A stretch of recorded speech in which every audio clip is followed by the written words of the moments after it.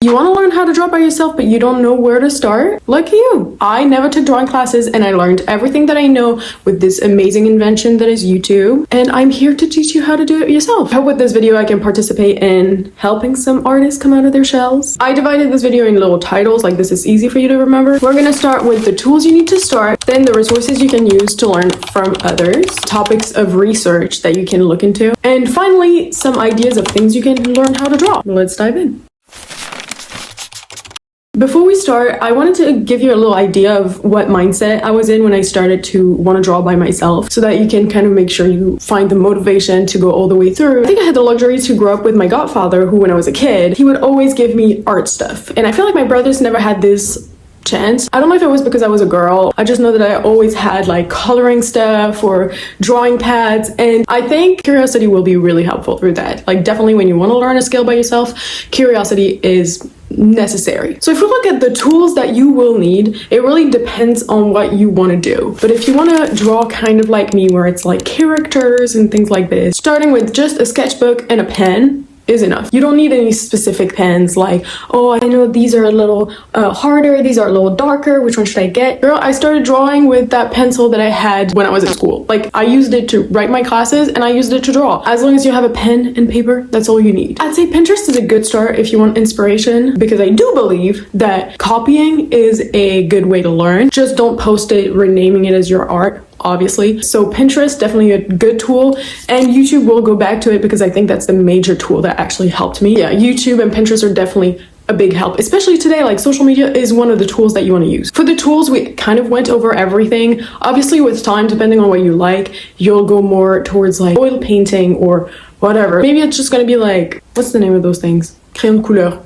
Anyways, I think for the resources, you don't need that much. I know that with AI, everyone's like, oh, but it makes art accessible. Girl, art was accessible in the first place. It's just paper, pen, that's all. And I know people will always find excuses on internet. If you don't have the money to buy paper and pen, borrow it. There's so many like public spaces that will give you that. Now, topics to research. These are kind of like broad themes that I think could help you. Actually, that will help you to understand what you want to draw. I know lots of people are concerned with, oh, but like when I look for advice online, they're always different. It's normal because everyone have their own art. But these are the basic things that will help you. And again, even on the basic things, artists will argue. They won't have always the same opinion, and it's okay. Just go with what feels right for you. If two artists say different things, pick the one you think matches your energy. Or if like, I don't know, if you like kind of both, then create your own idea in the middle. So the list of the topics to research, we have basic shapes and forms. I think it's pretty useful, mostly because when you draw whatever you're going to draw, it's easier to dissect it in shapes. If you dissect it in shapes, then it's so much easier. So you're going to see a face and you're going to see, oh, there's a big circle, and then how can I draw the jaw? Practicing shapes and forms will help you to build bigger stuff. Then perspective. Guys, I'm still learning this one. I'm not gonna lie, perspective is making me struggle a lot, but see, you can struggle at any point anyway. I used to love it as a kid though. You know when you do like this one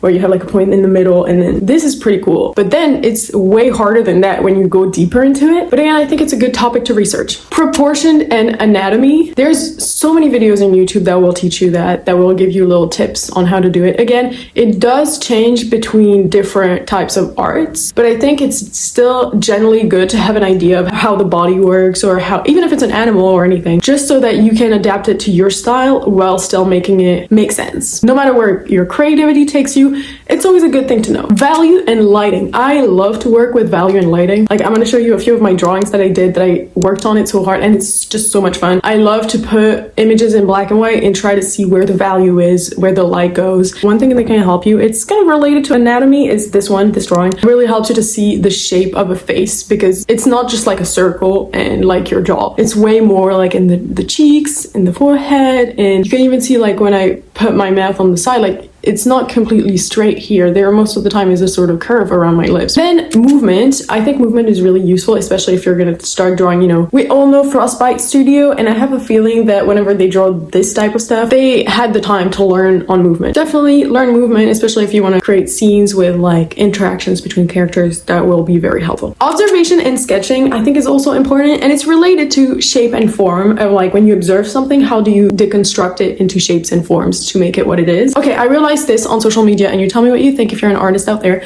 but I feel like people who share their sketchbook and it's like perfect every page is kind of toxic, because use of a sketchbook is to sketch. It puts so much pressure, especially on new artists and young artists who are starting. People who post those things, they don't show you when they don't succeed. So chill, your sketchbook is okay if it's ugly. You can come back to it. Like, you can just like put lines everywhere. Who cares? Who cares, really? I saw this video of this girl who went to talk to her art teacher, and she was like, oh, which one is your favorite page out of all the page? He just showed her this page. So it's like, guys, you don't need it to be perfect everywhere. Just do whatever. If you're not satisfied with a page, turn it into something different. It's okay. You can miss again and again and again. Your sketchbook is to sketch. It's not here to be pretty. I know you want to post it on Instagram, but you'll post the pages you like on Instagram, and you don't have to post everything else. It's okay. You don't have to post what you don't want to post, because if all those artists show you just the perfect, why can't you just do the same? I don't think all the time perfect is a good idea, but yeah, explore your art. Okay, we went kind of over all the topics. I think if you want to learn by yourself seriously, when I was a kid, I really learned it as like, oh, I'm gonna learn this, I'm gonna learn that, I'm gonna learn this, that, depending on what I wanted to learn. You don't have to learn everything, but I think if you want to take it seriously, it's great to create yourself a schedule of like, from time to time I focus on learning this, like from time to time I focus on learning this. I think it's good to have like a schedule and come back to it regularly. It's just to have some consistency in what you create, you know. And now we move on to my favorite part, the ideas of things that you can draw. So where do I start? What do I draw first? Honestly, first of all, who cares? Like, you draw whatever you want. But I do believe that there are some stuff that I do enjoy drawing and that I hope can inspire you. Starting with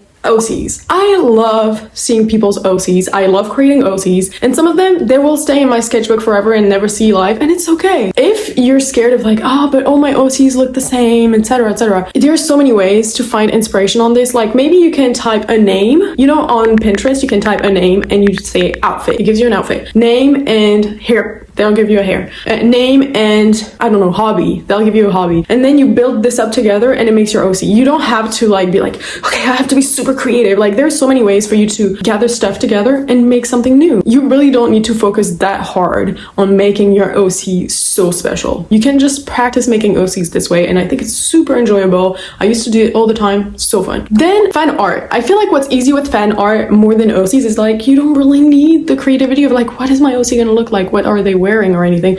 Because you know what a character looks like, right? You've read the book, you know how they are in your head. You have other fan arts probably helping you to figure things out on how you want to draw it. So all you have to do is practice on whatever you're practicing on currently, but on a character you know. And if you like it, girl, post it, show everybody, show the world. Because I also believe that showing the world helps you to be motivated, because your friends are going to tell you they like it. Or, you know what, I'm going to start from the point of view where, let's say you don't have any friends, which is, I'm going to tell you, it's okay. Like, some humans don't need your time, don't deserve it. And when I was younger, I was one of the people who probably didn't deserve my time, but I was just scared to be alone. Girl, if I could go back and be like, girl, I don't care, and spend that time drawing instead of spending the time with those people, I would have done it, okay? So let's start from the point of view where you don't have any friends. Start an art account where you don't show your face and start posting and see who sees it and see who motivates you, because I promise you, whenever I see art online and there's 3 likes and I know this person is starting, I will like it. And even it's like 4 likes now and you think it's nothing, trust me, those 4 people who liked your art are people who actually want you to grow, and they want to motivate you to go because they know what it is to be where you are right now. Just saying, be confident.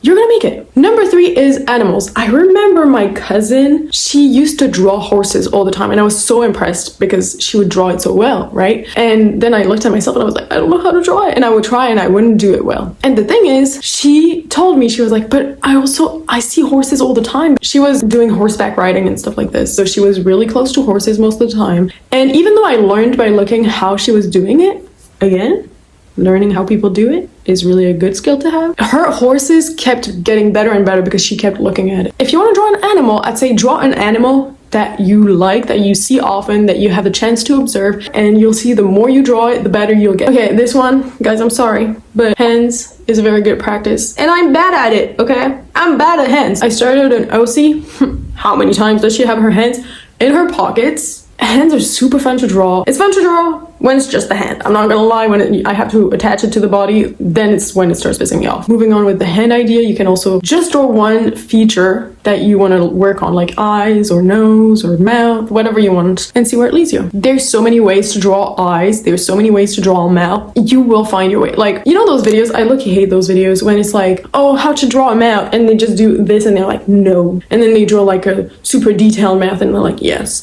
And it's like, in some style, the first mouth works pretty fine. Like, you really don't need all those details. So find your style. Don't bother too much about following these videos. It's just a bunch of lies, and it works well on social media because it's like, good, bad. Oh, it's so simple, so her brain is satisfied to see that. But like, let's be real, you do whatever. And last one that I actually need to work on, Loki, is scenery. I think scenery is really going to help you, especially if you do, you know, those kind of like fan art stuff with lots of background. But even also if you want your art to be just about scenery, then that's a good thing to draw. Again, all the ideas that I gave are not all together. You can just pick one. It's just so that you start, because what matters the most is to start. I really believe that you shouldn't struggle that much. Like, all you need to do is start, and it's okay if it's bad. Don't put it on yourself. Be happy that you drew something bad rather than drew nothing. I really would feel so sad to know that after this video you tried one drawing and it didn't work out, and now you don't want to draw anymore.